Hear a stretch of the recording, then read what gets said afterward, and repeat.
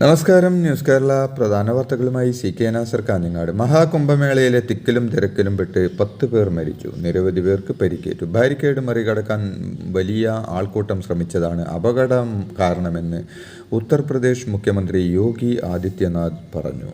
ഇന്നലെ പുലർച്ചെ 1 മണിക്കും 2 മണിക്കുമിടയിൽ വലിയ ജനക്കൂട്ടം എത്തിച്ചേർന്നുവെന്നും സജ്ജീകരണങ്ങളെല്ലാം കൃത്യമായിരുന്നുവെന്നും അദ്ദേഹം വ്യക്തമാക്കി. ഊഹാപോഹങ്ങളിൽ വിശ്വസിക്കരുതെന്നും സർക്കാർ അതിവേഗം ഇടപെടുകയും പരിക്കേറ്റവർക്ക് ചികിത്സ നൽകുകയും ചെയ്തുവെന്നും അദ്ദേഹം കൂട്ടിച്ചേർത്തു. കുംഭമേള ദുരന്തത്തിൽ ഉത്തർപ്രദേശ് സർക്കാരിനും കേന്ദ്ര സർക്കാരിനുമെതിരെ രൂക്ഷ വിമർശനവുമായി പ്രതിപക്ഷം. വിഐപികൾക്ക് പിന്നാലെ പോയ യോഗി സർക്കാർ ക്രമീകരണങ്ങൾ ഏർപ്പെടുത്താതെ സാധാരണക്കാരായ തീർത്ഥാടകരുടെ ജീവൻ ബലി കഴിച്ചെന്ന് കോൺഗ്രസ്, ആദ്മി പാർട്ടി, സമാജ്വാദി പാർട്ടി തുടങ്ങിയ കക്ഷികൾ കുറ്റപ്പെടുത്തി. രാജ്യത്തിൻ്റെ അഭിമാനമായ ശ്രീഹരിക്കോട്ടയിലെ സതീഷ് ധവാൻ സ്പേസ് സെൻ്ററിൽ നിന്നുള്ള 100ാം വിക്ഷേപണ ദൗത്യം വിജയത്തിലെത്തിച്ച് ISRO.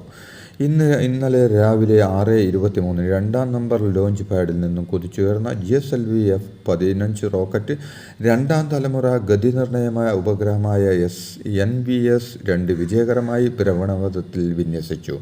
ഇന്ത്യയുടെ സ്വന്തം നാവിഗേഷൻ സംവിധാനമായ നാവിക് ശൃംഖലയുടെ ഭാഗമായാണ് NVS-02 സാറ്റലൈറ്റ്. മലയാളിയായ തോമസ് കുര്യനായിരുന്നു മിഷൻ ഡയറക്ടർ.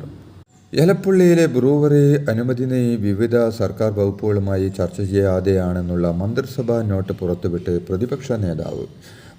വിശദീകരണത്തിനായി എക്സൈസ് മന്ത്രി വാർത്താ സമ്മേളനം വിളിച്ചു. ജനുവരി 15-നാണ് മന്ത്രിസഭാ യോഗത്തിൻ്റെ പരിഗണനയ്ക്ക് എലപ്പുള്ളിയിൽ ഒയാസിസ് കമ്പനിക്ക് അനുമതി നൽകാനുള്ള നോട്ട് വരുന്നത്. എക്സൈസ് മന്ത്രിയും മുഖ്യമന്ത്രിയും കണ്ട നോട്ടിൽ മറ്റ് വകുപ്പുകളുമായി ആലോചിച്ചില്ലെന്ന് വ്യക്തമായി പറയുന്നു. കൃഷി, ജലവിഭവ വകുപ്പുകളൊന്നും അതുകൊണ്ട് തന്നെ അഭിപ്രായമൊന്നും രേഖപ്പെടുത്തിയിട്ടില്ലെന്നും നോട്ടിലുണ്ട്. പാലക്കാട് മദ്യനിർമ്മാണശാലയ്ക്കെതിരെ നിലപാട് വ്യക്തമായി CPI. പാർട്ടി മുഖപത്രത്തിലെ ലേഖനത്തിലൂടെയാണ് CPI നിലപാട് അറിയിച്ചിരിക്കുന്നത്.